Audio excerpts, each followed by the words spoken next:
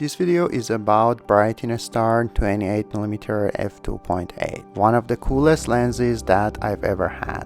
I bought this lens around 6 months ago and used it on my Leica M240 and also Leica M3. There are several small 28mm lenses like TT Artisan and 7 Artisan's 28mm f5.6 and also Leica's own 28mm f5.6.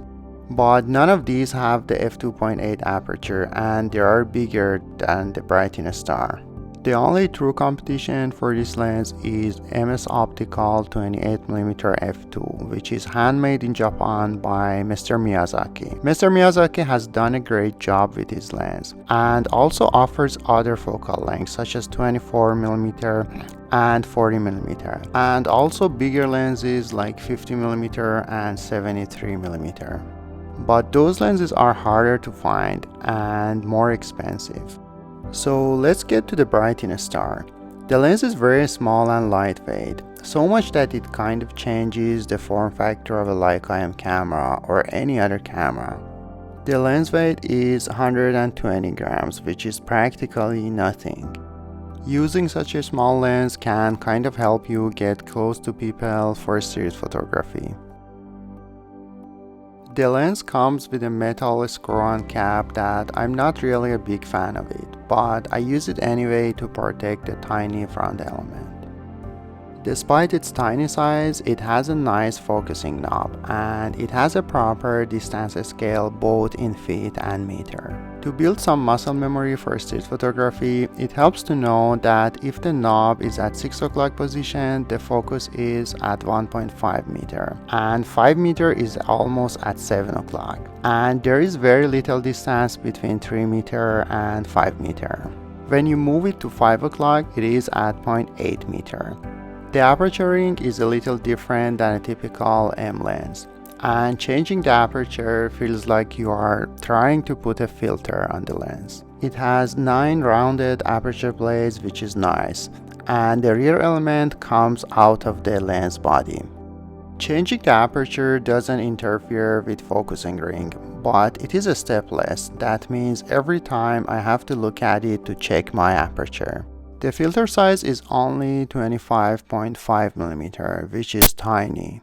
I use this lens a lot with my Leica M240 and I wasn't afraid of using it wide open at f2.8 in low light conditions.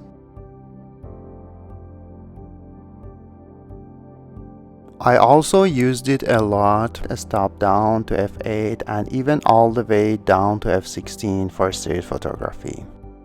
About the sharpness, I have to say it is sharp enough in center, but corners and even the middle part of image isn't very sharp wide open. Stopping down helps a lot the mid part, but corners are always soft. Another important factor for me was flare control, especially for street photography. As you can see in these images, when the sun is right out of the frame, you get some artifacts that can be distracting. But you have to learn to live with it and use it to your advantage, because it doesn't really make sense to use a hood with this lens. But when the sun is fully in the frame, you don't see any crazy artifact. Also, it seems that there is some barrel distortion. About the vignetting, it is always there but not terrible. I also used the lens on my Leica M3 for film photography, and I have to say that I actually like the look of it on film.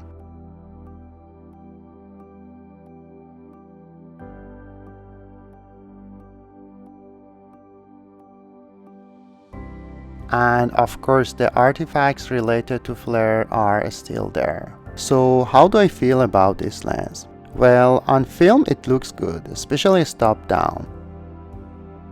But on digital it is far from perfect. You need to learn it to get good images out of it. But I still like it a lot because of the super small size and f2.8 aperture and good image quality in the center. But remember that 28mm is not my main focal length, and I already have a perfect version of my favorite focal length, which is 35mm Summicron spherical. For any demanding situation, I will use my 35mm, but for less demanding situations, it is perfectly okay to use the little Brightin Star. So that's it. If you like this video, please consider subscribing to my channel. Also feel free to follow me on Instagram and X, also known as Twitter.